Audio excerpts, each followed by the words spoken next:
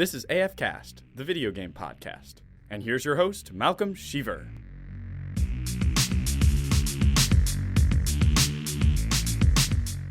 "2020 has been one of the best years for gaming, at least recently.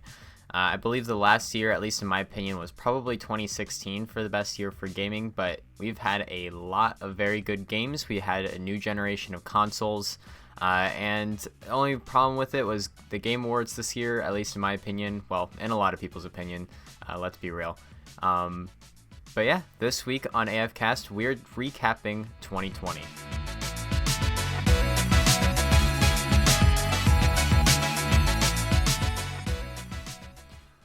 Alright, so a lot of stuff to recap. First of all, I'm going to be talking about a lot of the new games. Obviously not every single one, but a lot of the more successful ones and bigger ones in the gaming community. So I'm going to start with Minecraft Dungeons.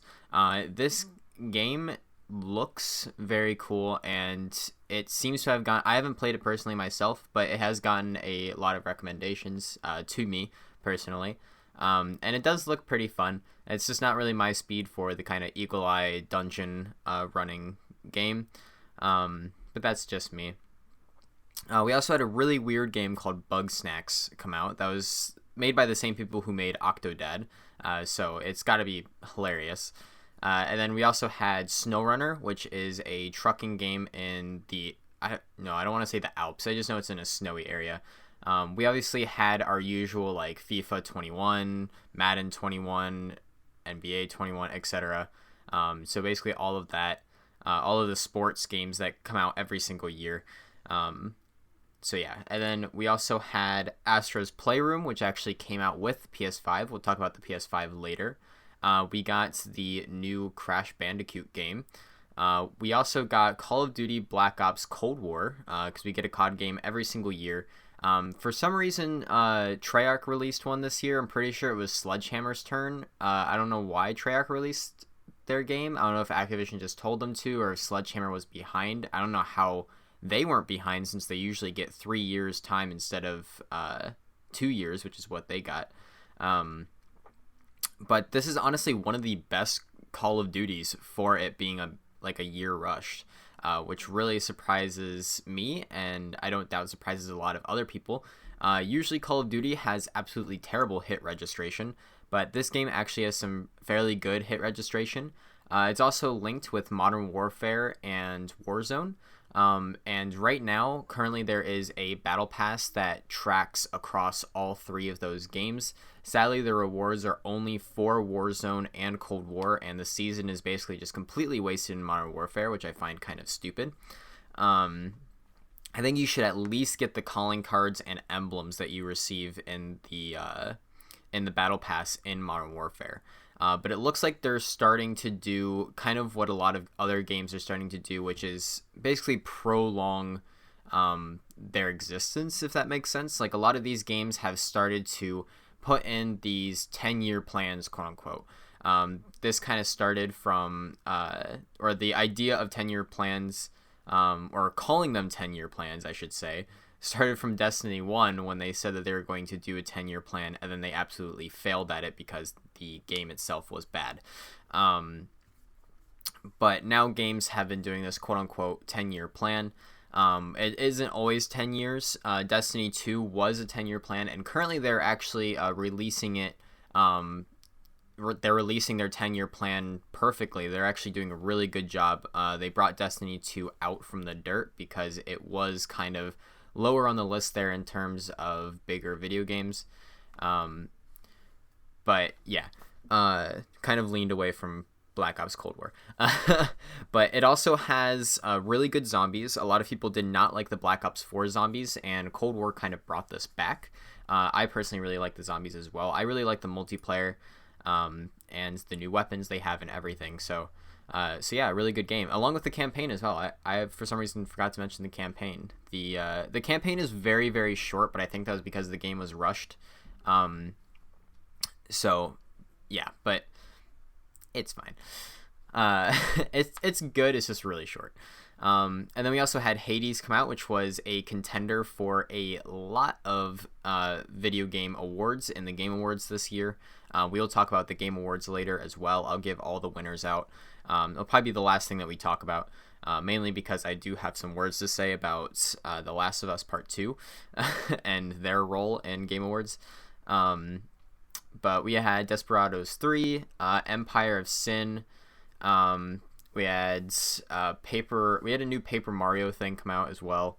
Spelunky 2. Demon's Souls, which actually looks pretty good. I haven't played it myself yet, but I've gotten a lot of high praise from it as well. I've seen it and it looks amazing. And not to mention their trailers are also really good too. It kind of reminds me of like, I honestly don't really know. I was gonna try to combine two games, but all I could think of was Dark Souls, and I guess Skyrim. Dark Souls and Skyrim, but those games are already close enough. We had Wasteland 3 come out. We had Crusader Kings 3, Star Wars Squadrons, which I've also heard is a very good flight, like a dogfight based game. And it looks really good. Once again, I haven't played it. Sadly, I don't have the money to buy all these games. I really wish I did, but I don't. I have played Valorant, though. That did come out this year, and that was made by Riot Games, which actually made League of Legends, and a lot of people were very interested to see how this would turn out because it is a first-person shooter, and obviously League of Legends is very different from a first-person shooter. So, and it was probably like one of the most popular multiplayer games this year. It's way better than CSGO in my opinion. I really thought the powers were going to offset the game and make the game bad, but it actually really added an entirely new level to the CSGO type battlefield that it relates to. And so Valorant is just a very interesting game that is really fun to play, and it is very balanced in my opinion as well. They did a very good job at balancing the game, but that's something that Riot Games does really well in general. I think with League of Legends, they've started to lose handle on that just because of how many legends they actually have that you can select from. It's kind of hard to keep up with everything. I think they actually have teams divided up into sections of the League of Legends characters because of how many there are, which I find kind of funny. We also had Watch Dogs Legion, which was like a very mediocre game. Like, the story was okay. The world was pretty cool because usually games are based in like New York or something if it's going to be in a popular city, but it was actually kind of nice to be in London for a change. I think one of the only other cities I've also played in was DC, but that's Division 2. It's kind of post-apocalyptic, so it's not exactly the same. But yeah, so it was a very mediocre game in my opinion. There is a lot to do in the game, which is what I really like about it. Like, there's a lot of collectibles that you can find. There's a lot of missions that you can do in the game. And it is fairly fun gameplay wise. I especially like the little robot spider that you can do takedowns with in the game, where it climbs onto people and shocks them in the face. It's pretty great. And then the recruitment process as well for Watch Dogs Legion, where there isn't a main character in the game. You can literally recruit any person that is in the game, or any AI that is in the game, which is just absurd to me. Like, I find that amazing that they made an entire world where it's like you can actually recruit people and change to those different recruits to actually play them so that you can have different abilities, whether that is a car, being able to pay for less at like this clothing store just because they have a discount or something there, which I find hilarious. I find that to be very smart, and I think they executed it very well. When I first heard of that, I was like, oh no, this is gonna put them in ruin, but they actually did it fairly well. But I think that might also be a good reason why it's a fairly mediocre game. But yeah. And then we have another mediocre game, which I'd say it's worse than a mediocre game. It's Marvel's Avengers. This game was, once again, just okay. Like, it was, I don't really know how to put this. it wasn't what I expected it to be. It was very buggy, for one. The combat was pretty bad, but it's also, like, if it works, fine. If it works how it is intended to work, it is very fun. But the problem is getting it to work how it is intended to work. That is the main issue there. Because, yeah, it doesn't like to work at all. I thought the story was great, though. I loved the story for it. I love that they combined Terra Genesis with the Avengers. Those are two of my favorite storylines in the Marvel comics. And I think they did a very good job with it, especially bringing Kamala Harris into it, into the Avengers. I thought that was pretty cool. And I know that they are releasing, or they already have released, DLC to actually have Hawkeye in there. So I'll actually need to check that, because I actually really want to play Hawkeye, because he's one of my favorite Avengers. Just because, badass. Yeah, so, and then we also were supposed to have Halo Infinite this year. Sadly, it was delayed to January. But hopefully that still means we can get it soon. I want it so bad. This is actually a game that is going to have a 10-year plan with it, where they're planning to release basically entirely other games inside of Halo Infinite. I don't know if these are going to be paid DLC or if you have to earn them in some way. They obviously are going to have to find some way to actually make money off of this if they're going to be doing a 10-year plan. I'm assuming that they're just going to be like $15 DLCs, because that's kind of similar to how Destiny 2 is doing it. So Halo Infinite is something to look forward to next year. I'm not going to go too in-depth with it, because I am also going to be releasing a 2021 episode next week, talking about all of the games that me and my friends are looking forward to. So yeah. We also had Fall Guys come out, which came out of nowhere. It was like, I don't know, it kind of just appeared and everyone was playing it. Mainly on Twitch. I'm pretty sure it had the higher viewership for a while on Twitch. I never actually looked at what the numbers were. But another game that I also want to mention as well, it didn't come out this year. It came out in 2018, I believe, but it really took hold this year, and that was Among Us. It is a absolutely huge game now. A lot of people play it, and for those who don't play it, they know about it. Just this tactic game of imposters being among you, or among us, sorry. And the imposters essentially have to kill the crewmates, while the crewmates have to either find the imposters and send them out in airlock, or depending on the map, it's different things that you send them out of. Or the crewmates can finish all of their objectives, and that will also win them the game as well. This is an extremely fun party game to play. It ruins friendships, but it also brings people together, so it works well. Just how party games are meant to be. We also had a new Pro Skater Tony Hawk game, which is pretty cool. We also had a new Marvel Spider-Man game, which I am really looking forward to play it. I have not been able to get my hands on a PlayStation 5 because every time that they appear, they go out of stock literally the instant they appear.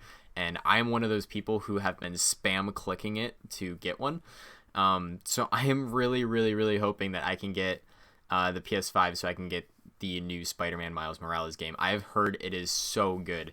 And is just a bit short, which kind of sucks, or has less content in general than the first Spider-Man game, which sucks because the first Spider-Man game in itself had very little content, so that kind of sucks. Let's see what else. Actually, Warzone, I just realized, came out this year. That wasn't actually released with Modern Warfare, but that actually came out like January or February. I don't know. It was either the end of winter or the beginning of spring. I can't remember which. But that has been a very popular subject this past year. Is a very popular battle royale. Personally, it has had a lot of ups and downs. It has mostly been terrible. It's been a very unbalanced game since release. It still is unbalanced. Hit registration was very bad for a while. You had OP stuff like helicopters and stuff that people can get into that can just absolutely decimate a lobby with it, so it's no fun. And so it basically didn't require skill to win. It was kind of just if you got lucky. I think there were a lot of gunfights that happened that you didn't have to get lucky for it. But it is what it is. We also had the new Microsoft Flight Simulator come out this year, which I've heard is a lot better than the previous one. I don't really do simulators, so I am not a good person to reference for this type of stuff, but from my friend who does Microsoft Flight Simulator a lot and who bought the new one and who has a shit ton of planes in the game that they paid for, they said it is really good. I don't know about necessarily in comparison to the previous Microsoft Flight Simulator, but all I know is that it's a very good Microsoft Flight Simulator, and it in general just renders better, I think, is one of the big thing about it. We also had we had like kind of two Assassin games that came out, honestly. We had Assassin's Creed Valhalla, which I only played a little bit of because I'm currently doing a series on my Twitch channel. I'm doing an Assassin's Creed 100% series, so I'm actually going in order, 100%ing the games. I have never played these Assassin's Creed games before, so I have no idea what the story is until now. I'm currently on Assassin's Creed 3, so I've got a fairly good idea now. But Assassin's Creed 3 is ending the Desmond series, so I'll be starting the Helix player series after I'm done with this with Black Flags. And I'm hoping to work my way up to Valhalla. I did play about I think 8 hours or so of Assassin's Creed Valhalla. I will say that it is very similar to Origins and Odyssey from what I've been told. It is very different from the older Assassin's Creed games, I can tell you that much. But the story is very intriguing, and I can't wait to get to it because the present day character also seems very interesting, and her story seems very interesting. It just sucks that I still have to go through 10 more games until I get to Valhalla. But yeah, if you do want to check out my Assassin's Creed series, I'm going to start uploading it onto YouTube. Sadly, it's only going to be starting with Assassin's Creed 3, though. It's not going to be starting from the first Assassin's Creed game. But if you want to watch it live, I am on my stream Monday, Wednesday, Friday, and Saturday from 7 to 12 Eastern Standard Time. And my stream is called AFK Achievements, and you'll be able to find a link in the description. But yeah, I'd recommend you check it out if you like Assassin's Creed or even achievement hunting. So we've been having a lot of fun. So the other Assassin game that I was mentioning is Ghost of Tsushima. So I wouldn't say this is necessarily an assassination game. It kind of is. It's more like a one-man army type game. This honestly is the samurai version of Doom. It's not. But essentially you are this samurai and your home gets taken over by the Mongols. And essentially you are taking back your home. It has a very long story. And it has a shit ton to do in the game, and so I was very happy about that. I actually did a 100% series of it on my Twitch channel as well. Sadly, the VODs have disappeared now. They've gotten old enough where they've gone away, which kind of sucks. But it was very fun, and it honestly has been my favorite game this year.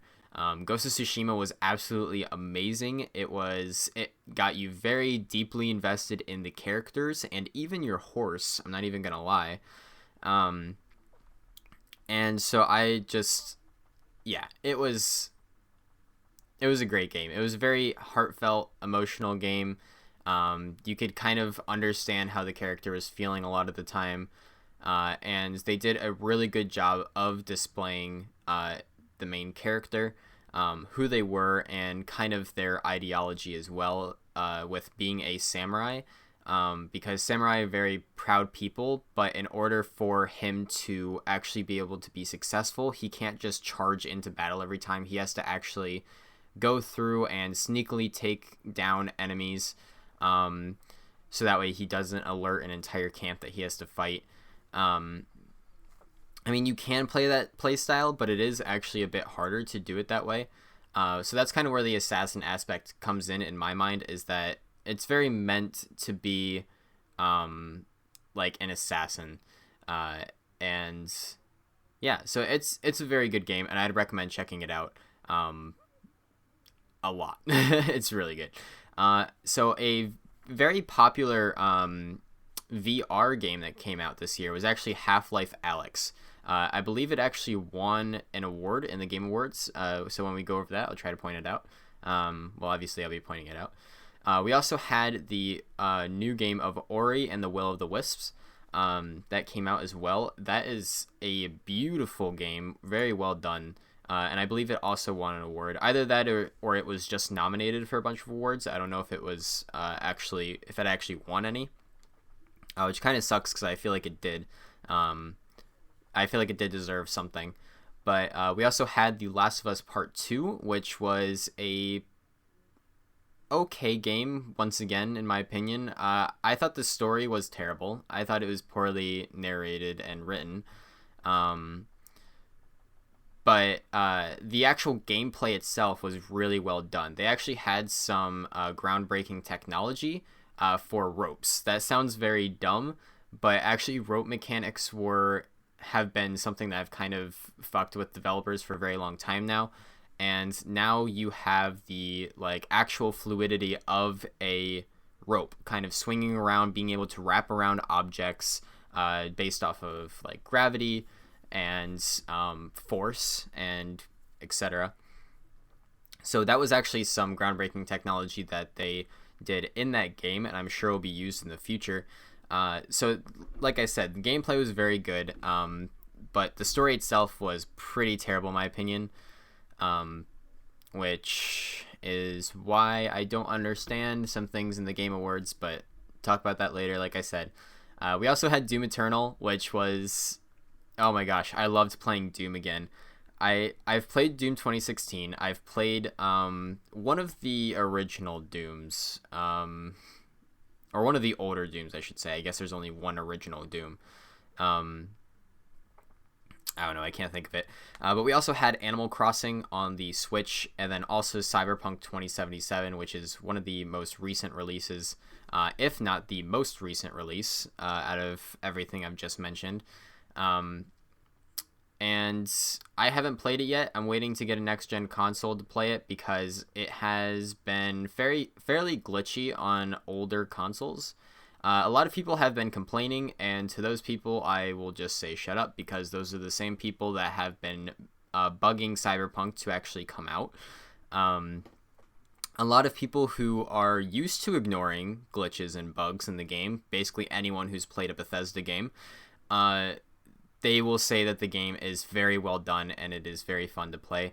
I would say there's not any like huge glitches anymore in the game that I know of that are like absolutely game breaking. Like there's just some few annoying bugs, and so I don't understand why people are so frustrated at this. Like, sure, the game has been in progress for several years, but now you understand why it was in progress for several years. I don't know. I think the hate towards Cyberpunk is very misplaced, and that people need to calm down with it. But I also haven't played it myself, so I might have very bad basis for that. So the next thing that I'm going to be talking about is kind of continuous games, games that have been doing a very good job at continuing their game. So one of them is World of Warcraft. Like the very beginning of the year, they released a fairly big update. At least I'm pretty sure. I don't really play World of Warcraft, so I'm not very good at understanding the updates for it. But Battle for Azeroth was a very big update that came out this year, at the beginning of the year, I believe in January, late January. And we also had Warframe, which came out with the Deimos update, and recently they actually released a follow-up one that releases a new operation that actually doesn't allow you to use your Warframes, but you have to actually use the Necromechs inside of Deimos to face your enemies. They released a new Necromech. They released a new Warframe. So yeah, this event is still going on. So if you want to play it, then make sure that you get on now, because I think it's only available for like 15 more days or so. But yeah, the Heart of Deimos update was a very big update. And so it was basically an entirely new storyline that they released with Necromechs, and this is essentially working with the Entrati to defend Deimos, I guess, against the infestation that is taken over at it. So this was an entirely new storyline that they added into the game. And so it was fairly big, and they added a lot of new weapons, warframes, necromechs, based off of this type of area, and a lot of new content in general, because we also had the new Nightwave season as well, for the Glassmaker. So that was pretty fun, and I would definitely recommend playing that as well, because you get an exclusive melee weapon for doing that, for doing the Nightwave series that looks really cool, and plays very well. So yeah, so that was Heart of Deimos. We also had Destiny 2. Like I said, they've been doing a really good job with continuity. They released the Beyond Light update recently. This has been a huge update. It's gotten a lot of high praise. I think some people don't like it, and I think a lot of other people do like it. It's gotten very mixed results. Like Steam gave it a 6 out of 10, while Games Radar gave it a 4 out of 5, so an 8 out of 10 basically. So there are some mixed results for how people feel about it, but overall it has been a fairly successful update. And I'll actually have to jump onto Destiny 2 to try a lot of these new updates out, because I haven't played the game since it like first released. And after playing it for like 10 hours, it got boring. So now what I want to talk about is the Game Awards. So actually one more game I want to mention about continuity would probably have to be Rainbow Six Siege. They have started pulling themselves out of the dirt recently. Earlier, at the beginning of this year, the game was absolutely terrible. It had very bad glitches in the game that would actually be game breaking and completely change the tide of the tactical 5v5 shooter. And in the recent updates, they have released a lot of game fixes, and they focused a lot on that, but that also meant they released less operators for the game, which kind of sucks. But hey, if the game is fixed, then I am fine with them releasing less operators. But one thing that is pretty cool is that one of the new operators was actually Sam Fisher, which is pretty cool to play. And not to mention, this year they have been adding a lot of lore to Rainbow Six Siege. We were also supposed to have Rainbow Six Quarantine. I don't know where that has gone. That's kind of just disappeared off the map. But I'll try to do some more research on it for the 2021 episode. But yeah, so they've added a lot of lore. They've added a lot of new animations. And like one of the new characters that is in the game actually worked with Thermite, and it gives Thermite a backstory for how he burnt his hands and face, which I find to be awesome and very interesting. I would say we also had the arena this year, which was really cool, and there's going to be a new one next year that I'm looking forward to as well, because that was pretty fun, pretty cool. I hope they don't do the same map. I hope they do a combination of maps again, but they have also been reworking a lot of their older maps instead of releasing new ones, so that way they're actually playable and ranked, which is a lot better. They reworked Canal, they reworked now I can't even think, Chalet, they reworked Skyscraper, they reworked Theme Park. So they did a lot of reworks, and the maps are a lot better now. I don't think anyone really prefers the older one, kind of like how Hereford Base was. A lot of people preferred the older Hereford Base to the newer one. But yeah. So besides that, let's get on to the Game Awards. So the first thing I'm going to mention is the Game of the Year. So the Game of the Year, what are they called? The nominees for them were Doom Eternal, Final Fantasy VII Remake, Ghost of Tsushima, Hades, Animal Crossing: New Horizons, and The Last of Us Part 2. And The Last of Us Part 2 won. I don't understand how. I don't even understand how The Last of Us Part 2 made it onto the Game of the Year. But, I mean, The Last of Us Part 2 is fairly popular because of the fact that everyone loves The Last of Us. Everyone loved the first game. And so they released the second game. Everyone was excited, but so many people were disappointed and thought that the storyline was bad. The ending was probably one of the worst endings I have ever played in a storyline before. Ever. It is absolutely terrible and makes you want to bash your head against a wall. So I just don't understand how this won Game of the Year when Ghost of Tsushima had such a compelling story. It really brought you into the characters. Hell, even Doom Eternal had a better chance, in my opinion, for winning it because of the storyline that it added. And they had amazing gameplay for the game. It was super fun to play. The music was amazing. Hades should have been in front of it as well. Just because it also has it's also very good narration. It has amazing artwork. I love the artwork for the game. I don't know about Animal Crossing. I never really played it because I don't have a Switch. I'm hoping to get one soon.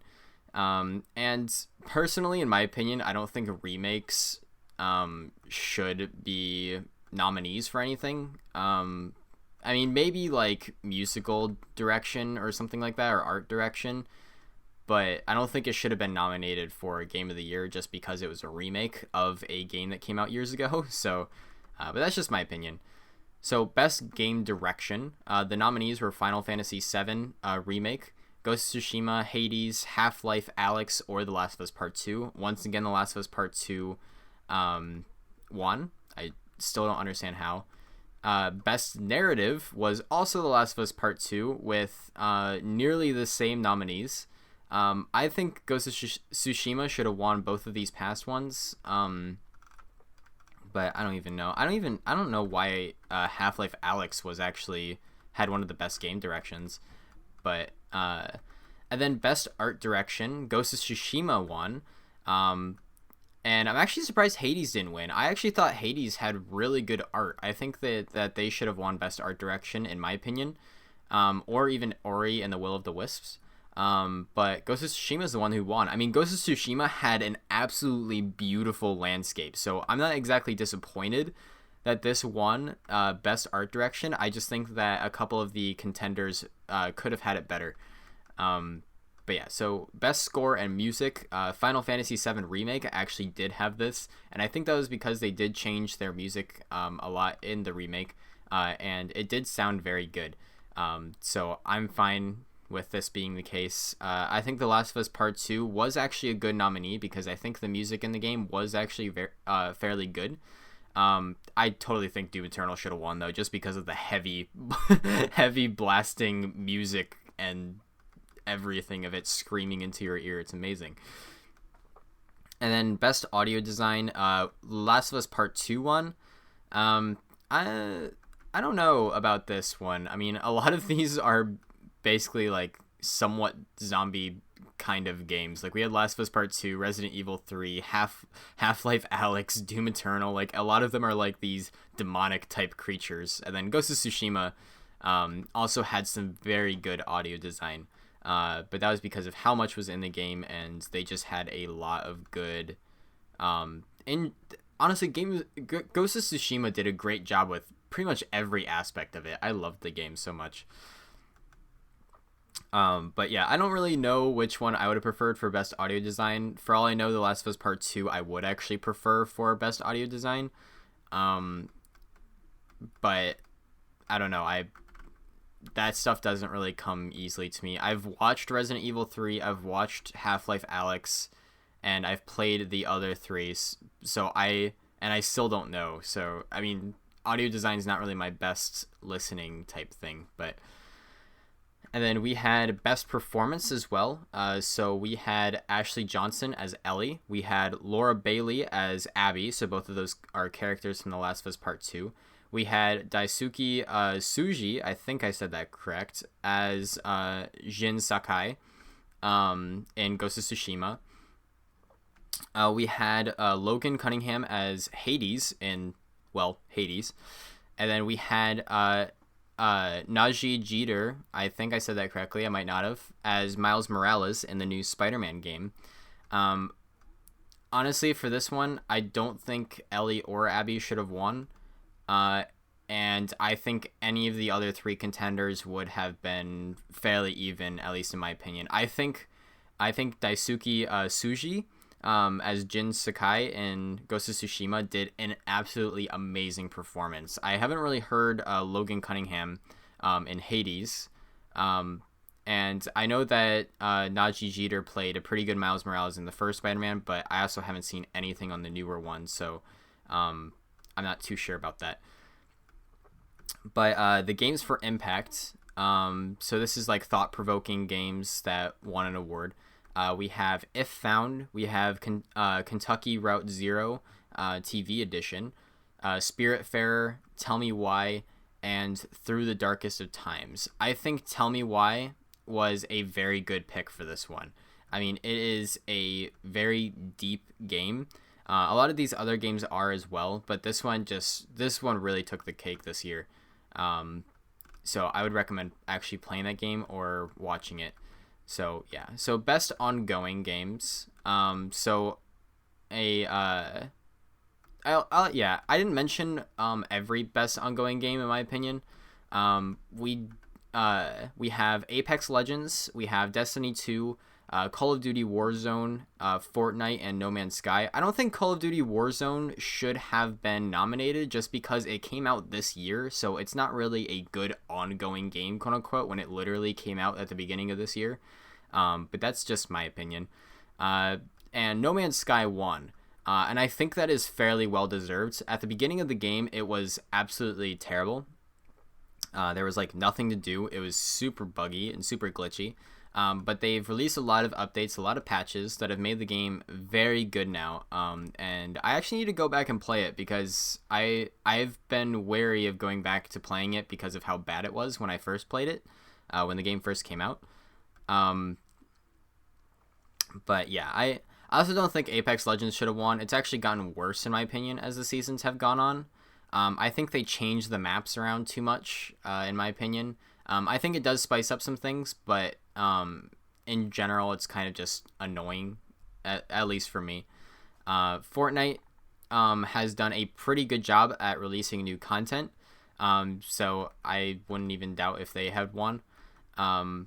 And Destiny 2 has had amazing DLCs from what I know, so I'm also surprised that hasn't won. But yeah, so I think No Man's Sky was a pretty good pick for that. We have the best indie game, so we had Carrion, Fall Guys Ultimate Knockout, Spelunky 2, and Spiritfarer once again. And Hades took the cake on this one, and I think that is once again well deserved. It was a great game, at least from what I've seen. I haven't played it; I've just watched it. But yeah. And then we have the best mobile game, which was split between Among Us, Call of Duty Mobile, Genshin Impact, Legends of Runeterra, and Pokemon Cafe Mix. I have no idea what Pokemon Cafe Mix is. I know that the rest of these games were fairly popular. I mean, Call of Duty Mobile has been for a while now. But yeah, Among Us has taken the cake just because of how popular Among Us was in general this year. I mean, it was absolutely amazing. And then we have best community support. We had Apex Legends, Destiny 2, Fall Guys, Fortnite, No Man's Sky, and Valorant. And Fall Guys took this one, and I think that is well deserved. Honestly, I think all of these would have been pretty well deserved. Maybe not Apex Legends. They've started kind of strafing into their own lane. But yeah. Then we have the best VR or AR. And this is between Dreams, Half-Life Alyx, Marvel's Iron Man VR, Star Wars Squadrons, and The Walking Dead Saints and Sinners. I think Half-Life Alyx definitely deserves this one. just because it was actually an entire game in itself. It wasn't kind of just like some of these other ones where it's kind of like random objective type things. At least in my opinion, they were. Then we have innovation in accessibility. So this is like for people who are colorblind or disabled in some other way. We had Assassin's Creed Valhalla, we had Grounded, we had Hyperdot, The Last of Us Part 2, and Watch Dogs Legion. So I don't know why Watch Dogs Legion was on there. Literally, it allows you to change your reticle color, and that for some reason what put it on the innovation and accessibility thing. Don't know why. The Last of Us Part 2, I think, is kind of deserved for this because they had some really good colorblind modes that helped people play the game who were visually impaired in some way. I forget what Grounded did. Grounded did something amazing that I actually think they should have won for. I don't know why I can't remember this now. But we also had Best Action, so we had Doom Eternal, Hades, Half-Life Alyx, Neo 2, and Streets of Rage 4. I think this was very torn between Doom Eternal and Hades. Maybe even some Half-Life Alyx since it was VR, so it feels a little bit more intense since you're there. But I think Hades is well deserved to this one as well. We have Best Action Adventure Game. So we have Assassin's Creed Valhalla, Ghost of Tsushima, Marvel's Spider-Man, Miles Morales, Ori and the Will of the Wisps, Star Wars Jedi Fallen Order, and The Last of Us Part 2. And The Last of Us Part 2 won. I think Ghost of Tsushima should have won. I definitely don't think Star Wars Jedi Fallen Order was needed on the list, honestly. It was pretty good, but it wasn't that good. We had Best Role Playing. So this is Final Fantasy VII Remake, Genshin Impact, Persona 5 Royale, Wasteland 3, and Yakuza Like a Dragon. Final Fantasy VII Remake won this. I don't think they should have won this just because it's a remake of a game, so I don't think that is quite right. Unless they're talking about gameplay aspect wise, but I don't think they are. We have Best Fighting, which we have Grand Blue Fantasy vs. Mortal Kombat 11, Street Fighter V Champion Edition, One Punch Man, A Hero Nobody Knows, and Under Night in Breath. In Birth, not Breath. My bad. That's kind of why I stumbled. I think Mortal Kombat 11. Everyone knew Mortal Kombat 11 was going to win this one, just because it is one of the best Mortal Kombats that has been released to date, and they've done a really good job at keeping up with it and adding new DLC characters to it. So that was definitely well deserved. We have Best Family Game. So we have Animal Crossing New Horizons, Crash Bandicoot 4, Fall Guys Ultimate Knockout, Mario Kart Live, and this is the Home Circuit edition. We have Minecraft Dungeons and Paper Mario, the Origami King. So yeah, Animal Crossing definitely takes this one. I think Crash Bandicoot was right behind that just because it is a very old game, so it is very liked by new and older generation of video game players. But Animal Crossing definitely takes the cake just because it was an amazing game in general. And I don't really see Fall Guys as a family game. I think mainly because a lot of people play it solo or with their friends, not really as a family game. But same thing with Minecraft Dungeons, honestly, but it is what it is. Then we have Best Sim and Strategy. So we had Crusader Kings 3, Desperados 3, Gears Tactics, and Microsoft Flight Simulator. Oh, and XCOM, Chimera Squad. Microsoft Flight Simulator seems well deserved of this. I don't really know what Gears Tactics is exactly. I need to actually look into that more. But Crusader Kings 3 was actually right behind it, in my opinion, for Best Sim or Strategy Game. So, yeah. And then Best Sports or Racing, we had Dirt 5, F1 2020, FIFA 21, and NBA 2K21, and Tony Hawk's Pro Skater 1 and 2. And Tony Hawk's Pro Skater definitely took this just because it is a very well-known series. And so this new one, just everyone liked, basically. We have Best Multiplayer. So this is Animal Crossing New Horizons, Among Us, Call of Duty Warzone, Fall Guys Ultimate Knockout, and Valorant. Among Us took this just because it is a awesome party game to play. I think Valorant was right behind it, in my opinion, at least. Fall Guys maybe as well. Call of Duty Warzone is just because people like Call of Duty a little too much than what it deserves. And Animal Crossing New Horizons, I actually forgot had multiplayer, so yeah.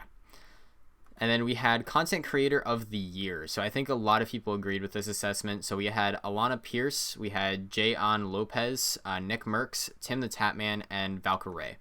And Valkyrae won. And I think a lot of people were okay with that. A lot of people like Valkyrae.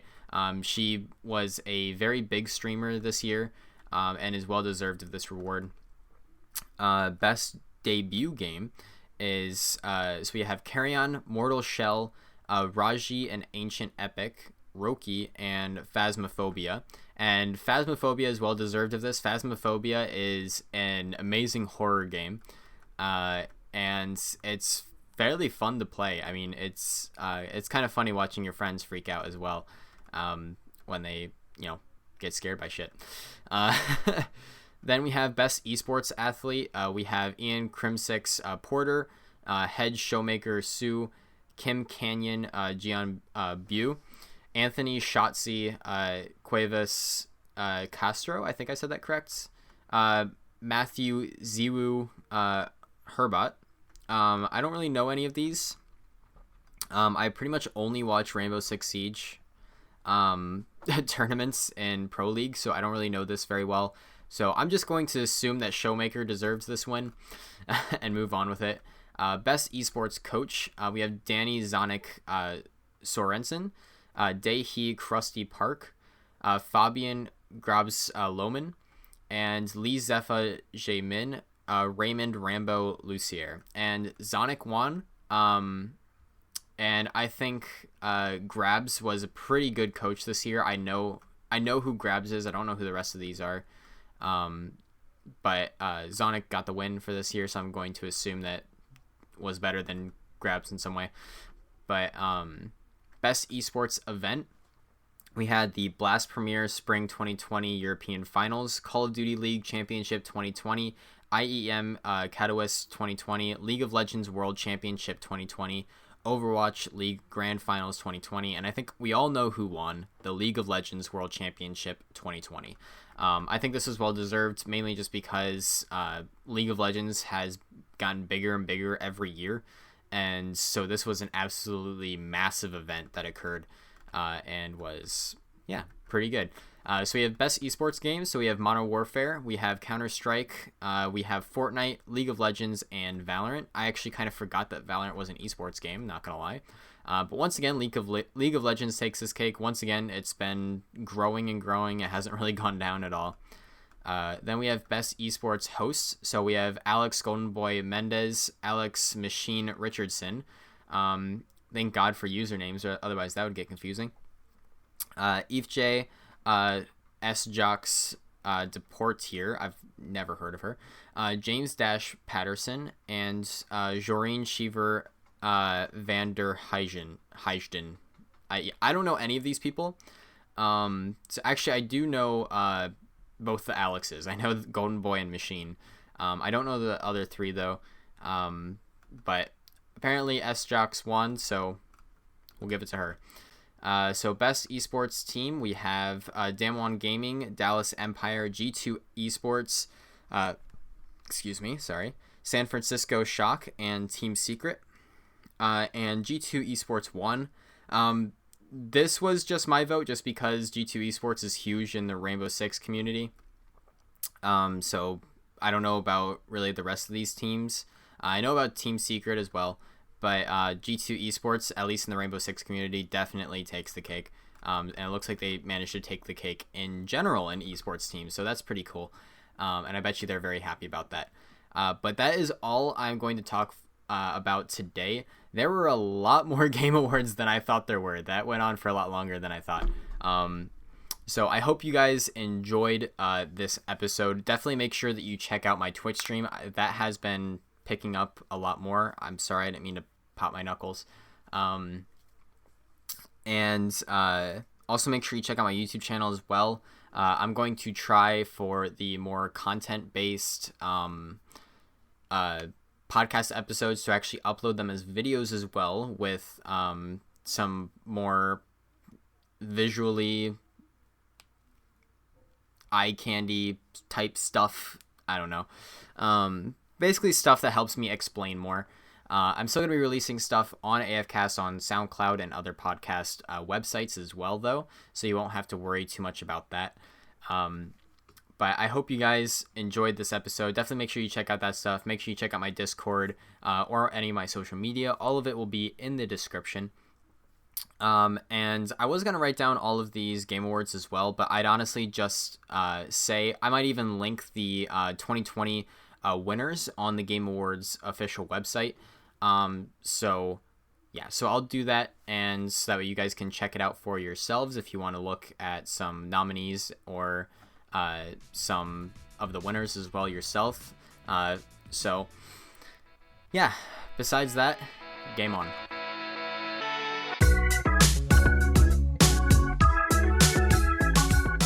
Find AFKast on Instagram and Twitter, @AFCommunity, for any updates on future podcast episodes.